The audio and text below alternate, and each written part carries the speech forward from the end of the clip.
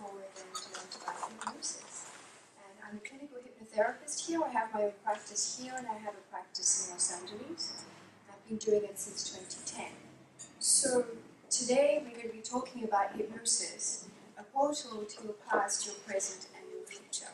And as we go through it, we're going to bring scientific evidence as well as anecdotal evidence, because hypnosis is rather ontological, which means experiential, as opposed to epistemological, which is more knowledge-based, which is a lot of what you're doing. Here, you're studying naturopathic medicine, you're learning about physiology, and you're learning facts about them. Whereas hypnosis is more an internal kind of knowledge of self, experience, and being. So that's what the crux of what we're going to go through today.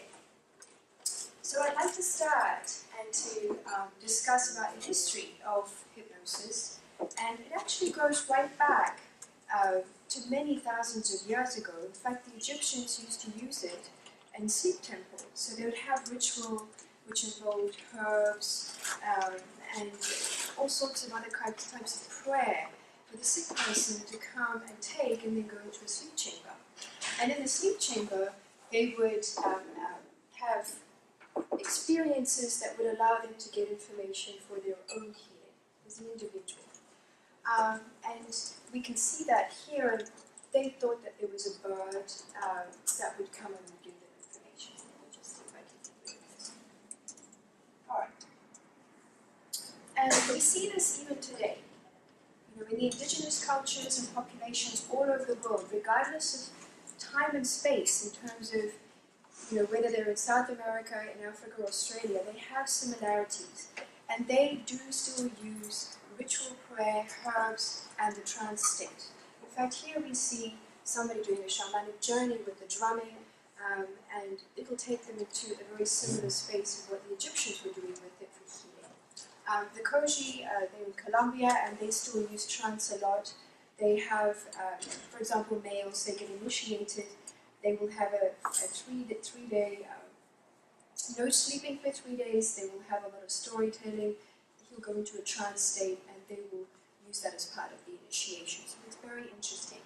Again, storytelling can be related to what we know as guided imagery, giving information and allowing people to follow along and then to have their own personal journey at the same time. Meditation, you have a meditation room here. It's very similar of going into that inward state, the state of being inward and reflective. And the shamans, they've used this for centuries to help the sick, as did the Egyptians. And here we see an indigenous aboriginal with a didgeridoo, and that in itself, the sound is hypnotic. So they use all sorts of things to induce the hypnotic state. And there they have what they call the dream time, which is a very important part of their culture. And it is with ritual of dancing and some other things as well. So historically, hypnosis has always been around. It just depends on what you want to call it. So towards a definition, and here this is interesting because in science we like to define things. How do you define being? How do you define hypnosis? Because it is something unique and different for everyone, the way they experience it. So here, in the past it's been used as in funfair, in terms of on the stage, and that's interesting, but it's not the type of hypnosis that will really help the individual to release and go forward and heal. And people have a fear of it because of that, so it's fear-based. The Hollywood has capitalized on this. In the Manchurian's Candidate, even in the Matrix at times, there's bits and pieces of belief systems, hypnosis and oracle, that sort of thing, a bit of myth. The physical correlates of hypnosis, I said before, are difficult to quantify empirically. So it's obviously, at times it's not reproducible, and it's often not reliable because everybody has a unique experience. And it's a state of being, the ontology, and it's experiential. So a universal definition of hypnosis, except for the fact that it's a relaxed state, there is really none available at this time that everybody agrees with. So is it a natural state? And if we see the different charts in terms of the EEG brainwave, you can see here, today we're using the beta wave. I I'm speaking, you're listening, perhaps sometimes you're going into the alpha state when you tune out. So you're starting to go into that self-introspection, the daydreaming, defocusing alpha, and you'll go in and out of that throughout the day. In deep hypnotic trance, deep meditation, you'll be in the theta mode. Here's the shamanic states again, the bridge to the subconscious mind, which we'll cover. So you can see, if we go in and out of alpha, when you tune out, you're going to be, well, what happened just then? I tuned out, you went into alpha and you're back into beta. You're never in one state or the other. And then down here we have unconscious, very deep sleep. There are some people called somnambulists that sit around here, and they will go into a hypnotic state, and they will not remember what was said to them or what they viewed. So that is somnambulistic. There are 1 or 3 out of 100 that are able to do that. You can condition this state. That's what the shamans do. You can condition any sort of state of this nature, which is very interesting. It's experiential. So, and we've just been through this. There are some few things that I'd like to point out.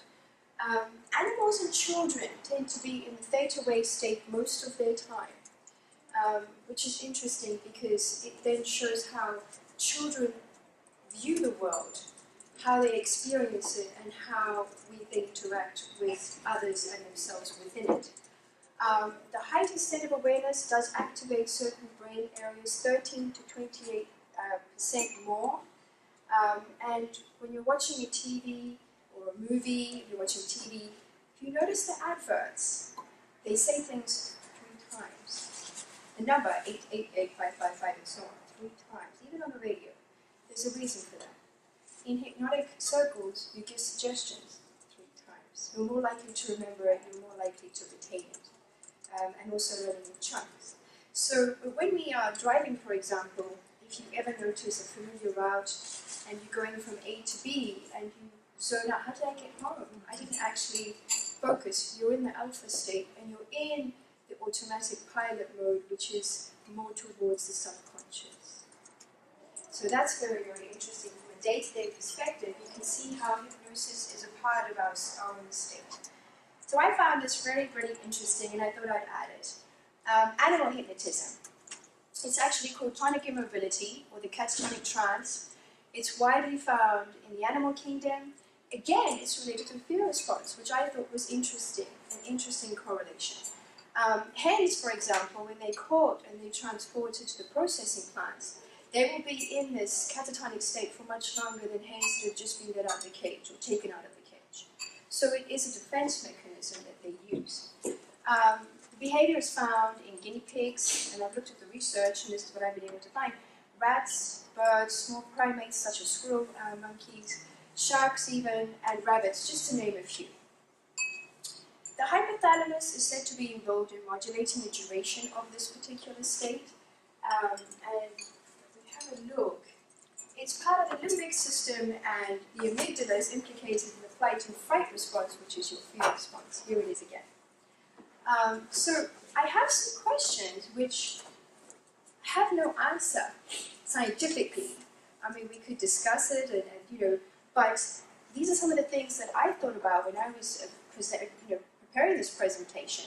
Could environmental factors create an evolutionary change that allow for the capacity in humans to use this without it being a prey-predator dynamic? Because now we have evolved the neocortex. And as humans, we're the ones that have the most evolved and the largest one. So how can we use this to help us?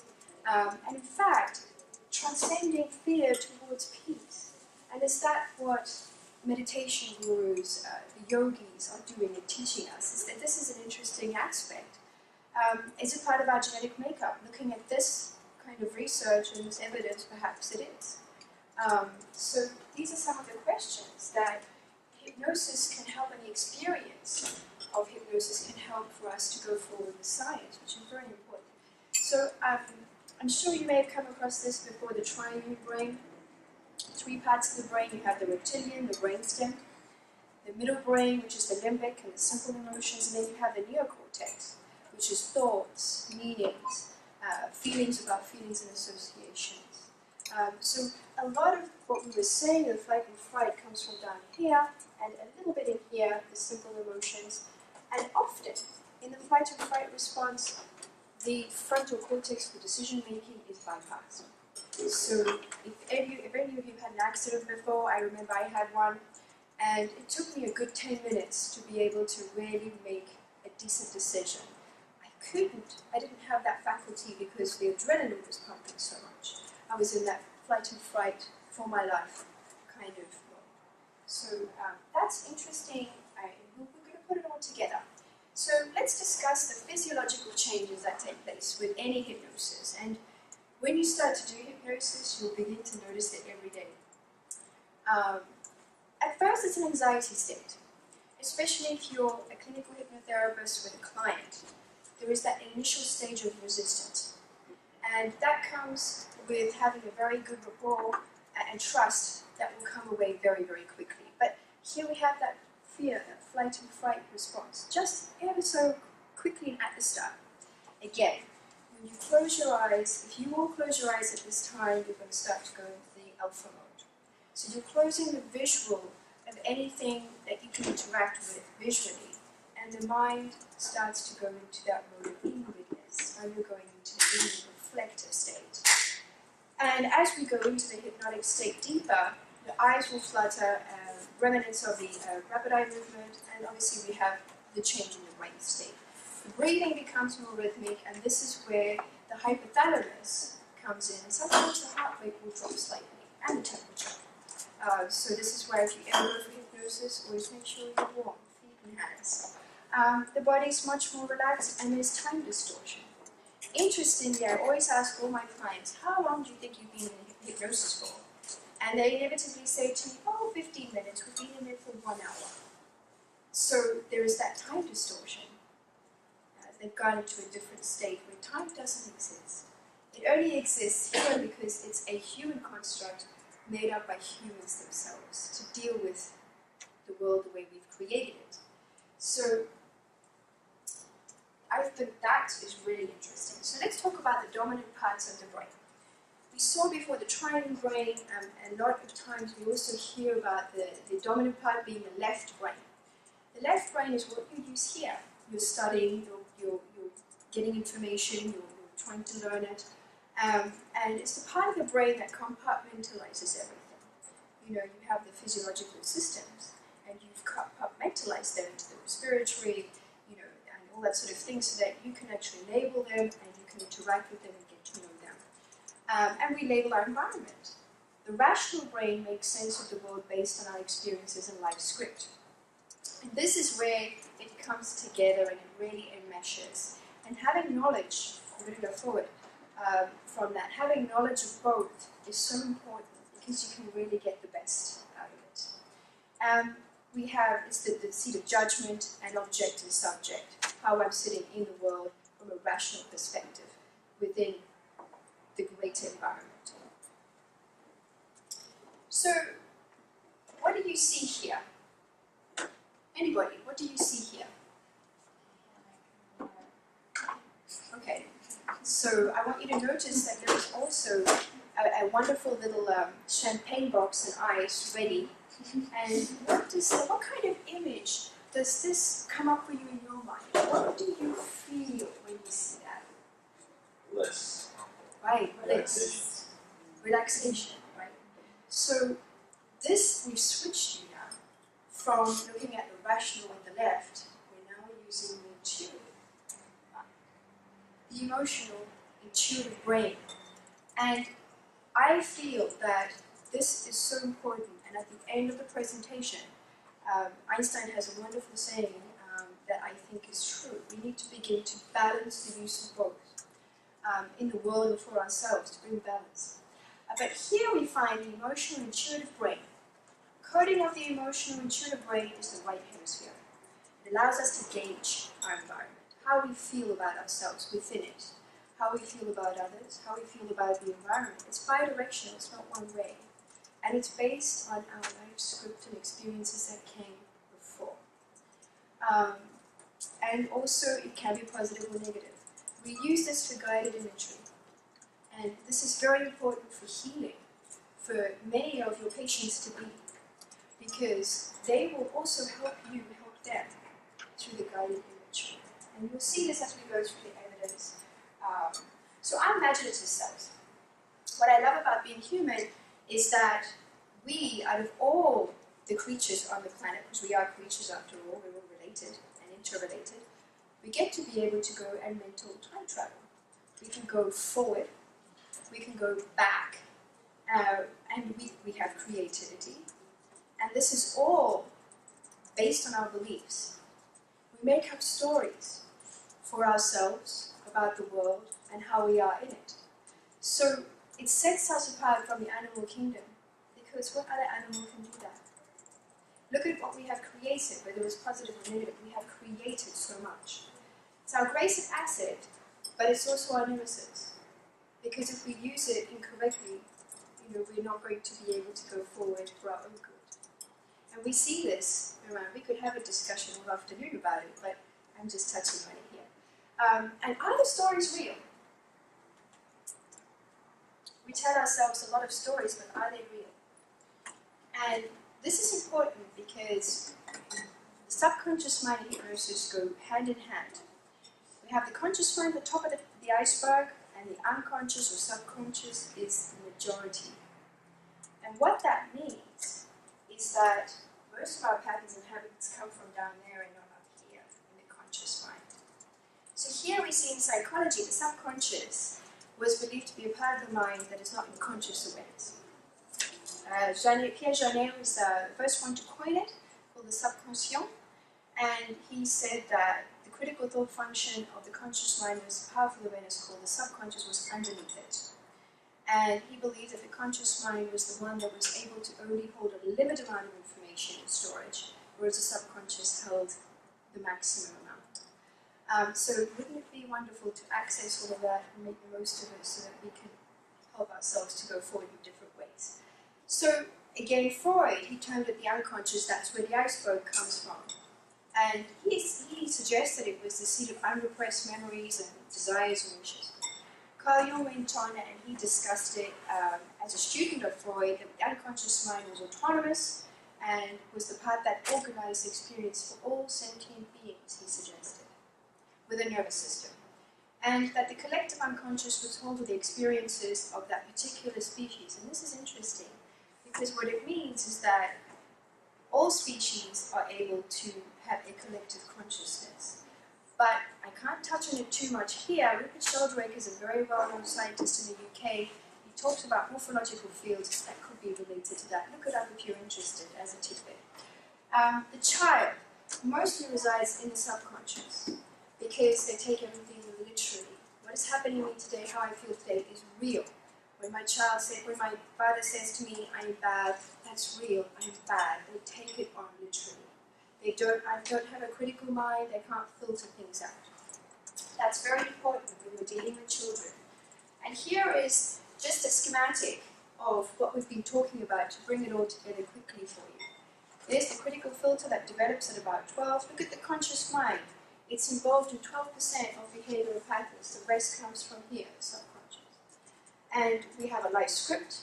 We have memory, which we know of things. The life script does involve some knowns and unknowns. I've made it simple here. Primitive limbic brain, here's your flight-fight response. What you won't find on other diagrams is the connection with the body, and that is very important. When this happens, based on this and that and everything coming in, this will be affected, the body. So the body response, lone response, cell, and the neuropeptides, which we will cover, which is very interesting. So what is the subconscious mind? There is no scientific evidence for it. There's theoretical, which we go through. But just because it's theory doesn't mean it doesn't exist, because you can't dismiss a human experience. They suggest it forms in utero, and because the fetus is experiencing a certain point of growth they experience. And the critical mind, as we said, forms at 9 years old. And we've been through a lot of this in terms of the habits.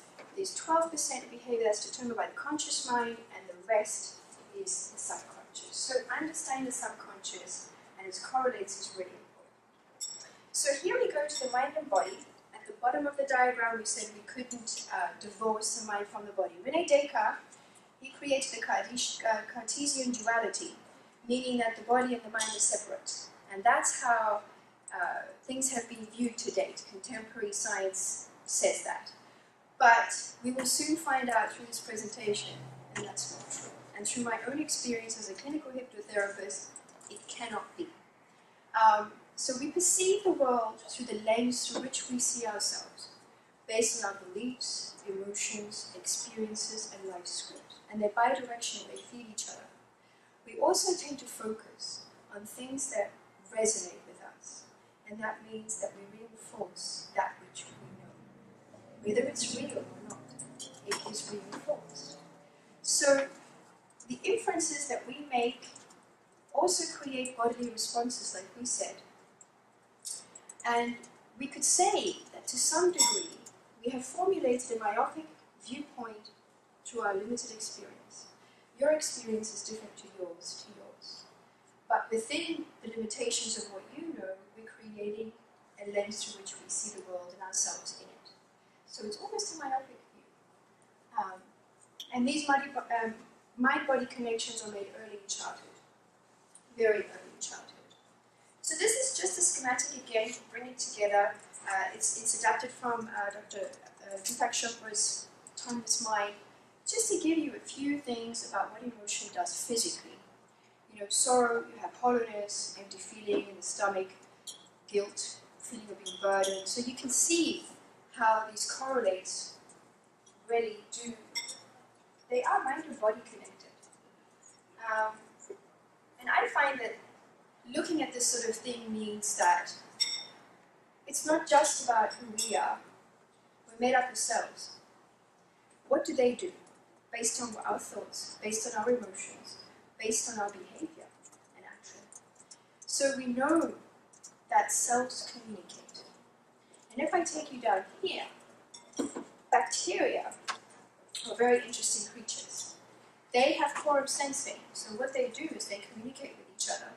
And then when they realize that they've reached a penultimate amount, they create a biofilm and they can go forward and do what they want to do together.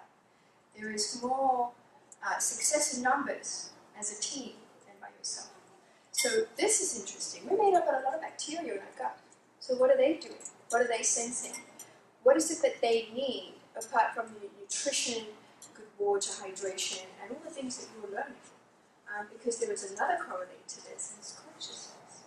So we see that Russians have found that the DNA does respond to words. And it depends on what type of word, we'll see. The immune system learns. We know that the immune system has a certain way that it goes through educating the cells before they're let out into the body so they can do their work, and they still learn as they go along. And is there a culture? Is there something that's taken from one generation to the next? Nobody knows that because we don't really understand and know enough about consciousness. So these are important questions, because if we develop a maladaptive response, that means that that cascade is going to continue until such time as we've been able to understand why and reverse that. And they respond to their environment. We are their environment.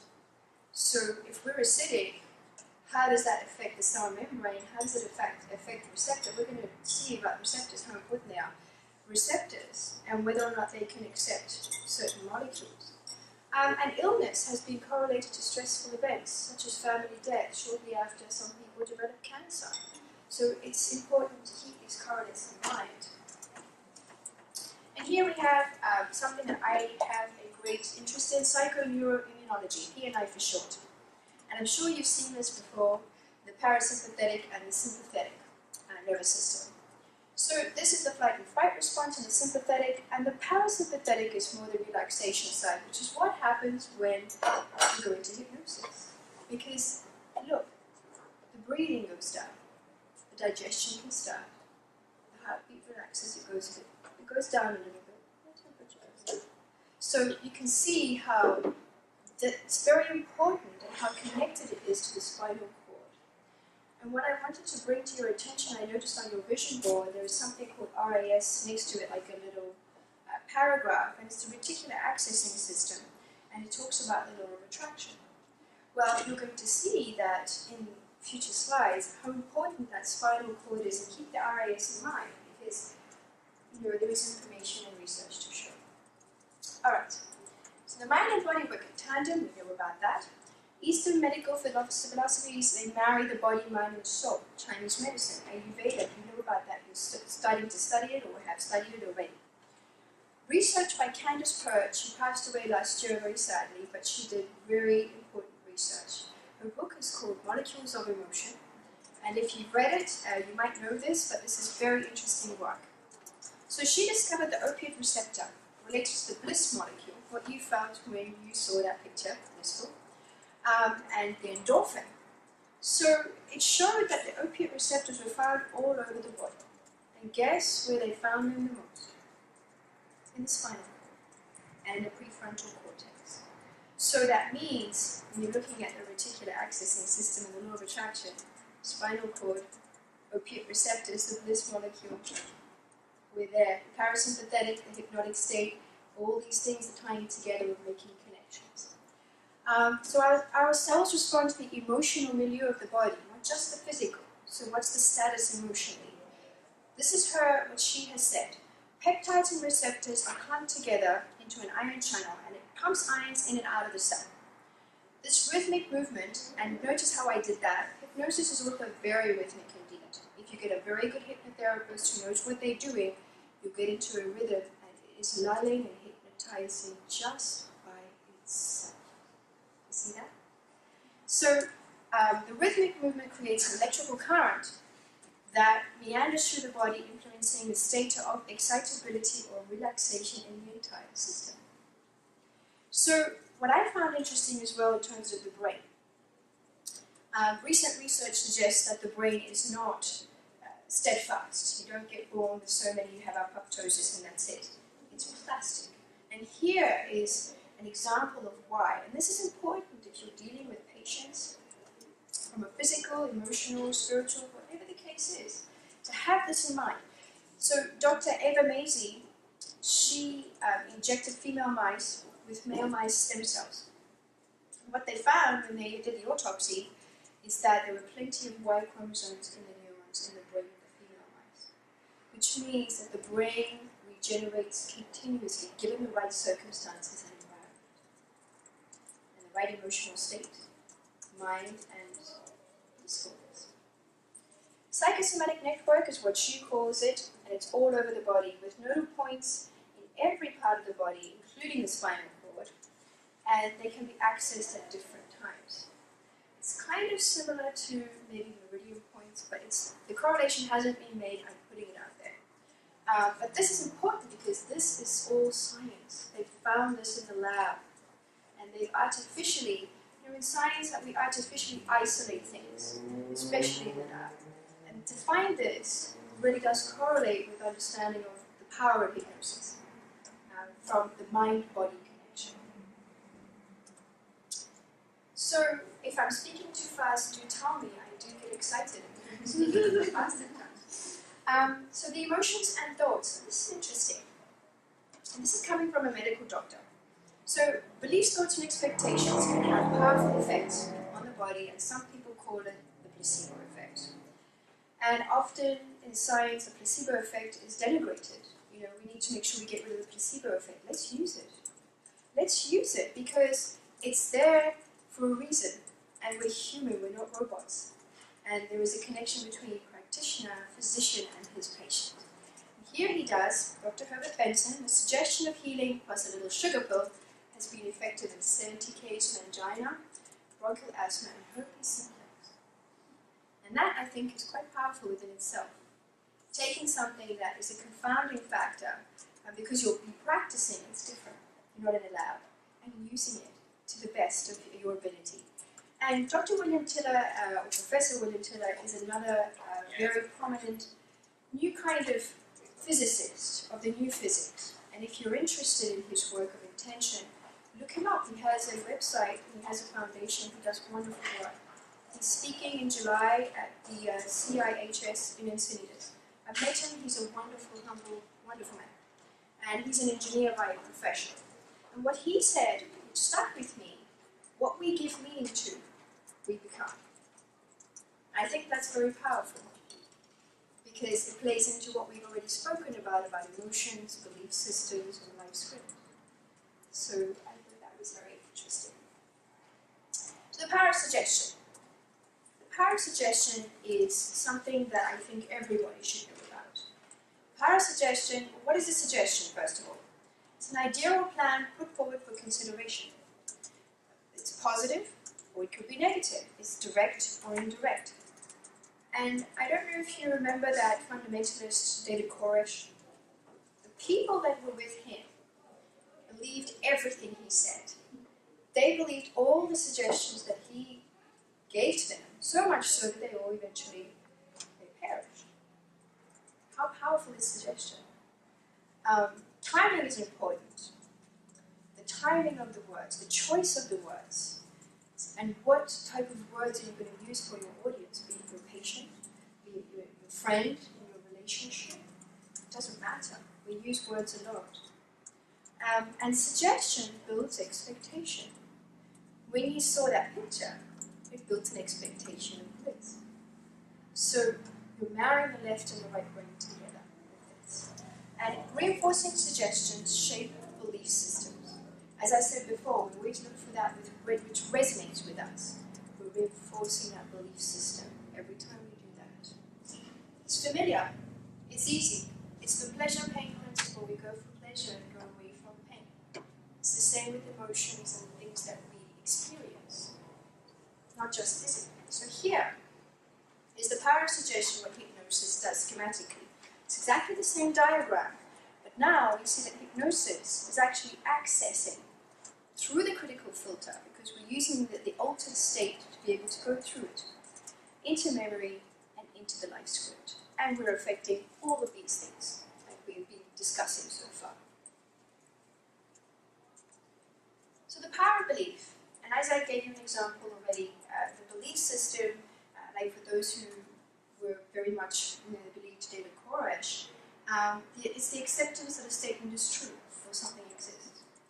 And regardless of what somebody else says, that people will be steadfast in their belief system, whether it's helping them or not, trusting or confidence in someone or something. And suggestions taken as truth will become beliefs. And if we look at belief, if I have a belief in something, it will create an action. The more you do that action, the more you enforce the belief, it becomes a habit. Once it becomes a habit, it then becomes a pattern. And it keeps on playing just like a recording. And this is what I see a lot. People have patterns in life, and when they come and see me, we try and have a look and see what patterns are serving them. And if they're not, then we make ways to try and change them, just gently, very subtly and gently. So I wanted to speak a little bit about the locus of control. You'll notice that people who are very suggestible will have an outward locus of control, almost like a victim relationship, in terms of nothing is in my control, everything is in everybody else's control, whether it's the parents, the education system, whatever the case is. Whereas people with an internal locus of control, they take responsibility and they feel that they can do something about their situation. They have improved health and longevity. They're not leaving it to somebody else, they're giving themselves the opportunity to create a better environment for themselves. And that's half the battle, is to give ourselves permission to do that we can. Do you have any questions? So I'm putting a verbal first aid because I think that's really important with what you're dealing with here. You're going to be wonderful physicians, all of you. You're going to do very well in all your exams, and do you notice I'm giving you positive suggestions at that stage? Okay, good. So what I say will affect the person receiving the message, just like your reaction. Message delivery is very important. The words used, the tonality, the posture. Am I outward? Am I being confrontational, aggressive, or not? And other verbal cues and gestures, because you'll pick that up on a subconscious level. You know when you get that feeling, I don't know, this person gives me a bad vibe. The subconscious is picking it up. It's other things that you're in tune with. So those in a state of ill health are in a vulnerable state. A lot of the time, they're in that flight and fright mode. They're heightened. So when a doctor says you might have cancer before they've done any diagnosis in terms of testing, that's detrimental for them. Because they will take that on board because they're so vulnerable, they're in that heightened state, and it becomes difficult for them. And they won't be able to get it out of their mind. You go round and round in circles. So, anecdotal evidence suggests that when medics panic and they make negative comments about progress, and even in surgery, or prognosis of the patient, recovery takes a lot longer. A lot longer. So let's look at the evidence. And this might be something that might help you. Anxiety, memory, support for exams. So anxiety is linked to the stress and maladaptive coping. Hypnosis has been known to assist in reducing the effect of the stimulus. What I found very, very interesting was this. If we smoke, drink caffeine or alcohol at the time when you're studying, you've created an altered state. You've learned in an altered state. For you to access that information, guess what you have to do? Go back in that altered state, because at the exam time you're not going to remember it as well. There's a reason for it. It's called dissociated states of learning. And I thought that was key. So we acquire knowledge with our body, mind, not just our brain. So everything in terms of memory a lot of the time is emotional. Some of the memories that you will remember the most are the ones that have an emotion attached to them. The more strengthened the emotion, the higher the emotion, the more intense it is, the more you'll remember it. So memory is thought to be in the hippocampus, but Dr. Eric Kendall, who's a neurobiologist, suggests recall is stored throughout the body because it resides at the level of the receptor. So if it resides at the level of the receptor, it's not conscious. If it resides at the level of the receptor, it means we really need to look after our cells and the cell membrane. Make sure that it's fluid, that it's doing what it needs to do. And what is it that what molecules of emotion are we really sending to the rest of our body? And what it also suggests is that the subconscious mind is the body. So when you have a patient that comes in, you look at it, if this resonates with you, and look at it from a physical, and also say, what other emotional things may be creating this for this patient? Because this is the subconscious mind. It infers. I had a client, she was 15, she came to me, she said, oh, I'm overweight. And so within the discussion, we had an interview, she started to cry, and I said, why are you crying? She goes, I just realized. I said, what is it? She said, I'm like this because I'm highly intelligent, and this, being this size, allows me not to be a threat to my peers. So I said, okay. I said, what does fat do in the body? She said, I don't know. So I said, think. She said, I don't know. I said, I'll tell you. It insulates and protects. The body inferred her belief system. And for me, as a hypnotherapist, I was like, wow, that's cool. In the sense that it's giving me, it gives you information. You just have to observe. So let's continue. Pre and post-surgery and emergency support. I think this is really, really great because there's a lot of scientific data to show that those who received pre-hypnosis, pre-surgery, and during the surgery via CD, they required less anesthetic. And if they continued post, the recovery was quickened. So the use of hypnotic suggestions also does help pain management. And a lot of the emergency personnel in LA have been trained in verbal first aid. And when they say to the patient in a state of emergency, stop the bleeding, they're in such a high suggestible state, they take it in straight away, and guess what happens? The bleeding stops. So it does help. And what I observed this, I watched this on the UK national TV. They recorded from beginning to end an inguinal hernia operation performed completely and totally only with hypnosis. The man did not twitch once throughout the procedure. He was absolutely catatonic. And he got up off the table and said, I'd like to have some ham sandwich and chips. He didn't feel a thing. So, just as an aside, the far frontal cortex has been implicated in hypnotic analgesia. So that's from a scientific perspective. But these people, it was very interesting. It was highly publicized in London or in the UK. So immunity support. We know that the immune system learns. And what's interesting is research suggests that those using the Monteau method for tuberculosis testing, they were able to inhibit the reaction of the test on the skin just with the suggestion. They were hypnotized with ball, using suggestion, and they did the test. And mental imagery is really key for cancer patients.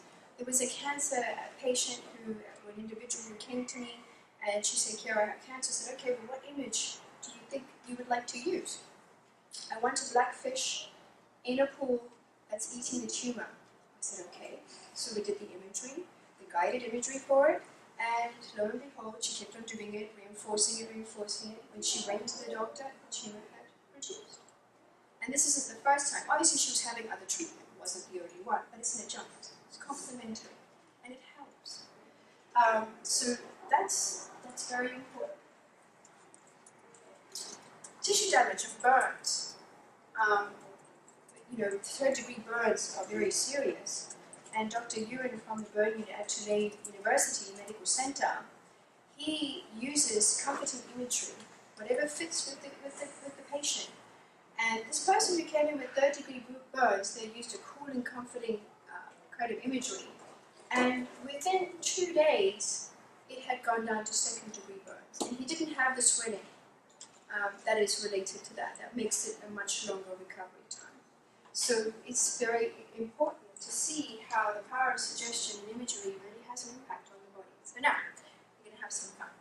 This is more mystical, and I think it fits here. You have a wonderful meditation room. It has a lot of different things. Past life regression is fun, but is it real? We don't know. When a client comes in to me and says, I want a past life regression, and we do it, when they finished, it is so real to them and to me that I can't dismiss this experience. It's ontological at this point. And it is going into an altered state. Think back to the Egyptians. Think back to the shamans. That's what they use. They gain information this way. So past life regression is fun. The rational mind was always trying to make sense of incoming information. Subconscious mind doesn't. Whatever is, and it's literal. And when you're doing things at the subconscious level, definitely with children or childhood issues like inner child healing, which is what I do most, you can see that misconceptions of childhood carry on as patterns in life. And when that happens, it's misconceptions because they don't have the critical mind to know the adult is joking. I had a client, she couldn't do ballet. I want to do ballet, but every time I go, this happens. Did a regression, not a past life, but did a regression, and found out that when she was 4, her mother told her she was too big to be a ballerina or to do ballet. And we changed that as a misconception, we reframed it as a misconception of childhood. And you see how the mother may have been joking. She didn't take it as literal. And I sent her 2 little 4-year-old little ballet shoes so she could put it on her wall and remind herself she could do it. That's a reinforcement in the physical, without speaking. So it is a part or a portal to parts of ourselves that we don't know about, that are deep in the subconscious. And if memory sits at the cell receptor site, what's to say that if past lives actually exist, reincarnation as the Buddhists would say, what's to say that it doesn't? We just haven't been able to mechanistically find out. And a lot of people have near-death experiences and the spiritual aspects of that. Their lives change. And even with past life regression, there's a lot of metaphor involved. And sometimes the interpretation of the metaphor will really help people to evolve and move forward in the direction that they need for their lives at that time. So here we can talk a little bit about quantum physics and how this might relate to it. Quantum physics still, there is no one that really has a definition for consciousness, but I feel going forward, maybe not in my generation, they might. Can we use quantum physics to understand maybe guided imagery, past life regression? Quantum physics says that we have a superposition in terms of particles. They can be in 2 places at once. Quantum physics, it's all about probability. We know that there is a particle, but where is it? We can never tell. And only when we put our focus on it will it collapse into one position. That's what superposition is. So does that mean we're creating our own reality? is matter informed by our mind and vice versa. Gives us a little bit of information. And according to Pert, attention and intention create reality. The reticular accessing system in the spinal cord and the law of attraction. Here it is, that connection. And Tiller was very interesting. He did an experiment where he sent water to Germany. And what he did was he changed the pH with his intention here in America, in California and Arizona. And it changed the pH. And this has been repeatable over time. He repeated that experiment. He does a lot of intention. So in terms of past life regression, here's the M theory that might give us some indication. M theory postulates that there are multiple dimensions, 11. It's like a loaf of bread, like what you see here, cut into slices, each representing a reality. So which one is real? Is it maybe the one that we focused on right now here? Do we have parallel lives? They're all happening at once. Michio Kaku is a physicist who suggests that he has a book called Parallel Lives. If you're interested in that, very interesting. So are we tapping into those dimensions in past life regression? I don't know. But it is out there. So we're coming towards the end of the presentation. And if we look beyond, hopefully improvements in physiological testing methods will allow us to see more about what happens at the receptor cell and beyond. Technological advances may unlock further mechanisms in the brain that will allow us to see, why do we have such a big brain? Why is it that we're only using 10%? What about the other 90%? What is it that's happening there? We don't know from a physical perspective. And are there mechanisms in the brain that we're not aware about at this particular time? And are cells aware? And what is consciousness? Because that's what we've been dealing with here, which is part of what you will be dealing with when you meet your future patients and current patients. So what does it mean for health and healing? An integral theory suggests that putting it together and having a balance is probably what's going to be required for us to have a healthy population and for us to evolve consciously towards a more cooperative environment, cooperative, unified world. So if we looked at hypnosis, it's an altered state, and it's almost a dream state, you could say, and it can be induced, or sometimes it will. It's found in the animal kingdom, and it's a defense mechanism. It's used in the therapeutic technique. It helps with deep physical and emotional well-being. It transcends fear towards inner peace. That really does help a lot of people. And inner realities hitherto unknown to us are brought to our consciousness. The depth of us. We're deep and we're complex. And we're not just this physical matter. And this is one way of accessing that depth of who we are. And the body is our subconscious mind. So we've been through a short journey on the portal to your past, present, and future. And we've seen from a physical, a little bit spiritual, a little bit psychological perspective. We've seen the traditional empirical and quantum physics aspect. We've touched on that. And hypnosis is paradoxical. It is elusive and yet it's tangible through experience. It remains a subtle method for releasing negative emotions and experiences, and it's been used for thousands of years. And finally, our beliefs developed yesterday will shape our today and our tomorrow, creating our reality. And what I really like about Einstein, he marries the two together. And he's a great mind. And he says the intuitive mind is a sacred gift, and the rational mind is the faithful servant. But we switch the one that we honor the most. And so we really have forgotten that gift. And I hope that today I was able to give you an insight into the gift of who you are from more than one perspective. Thank you very much for being here today.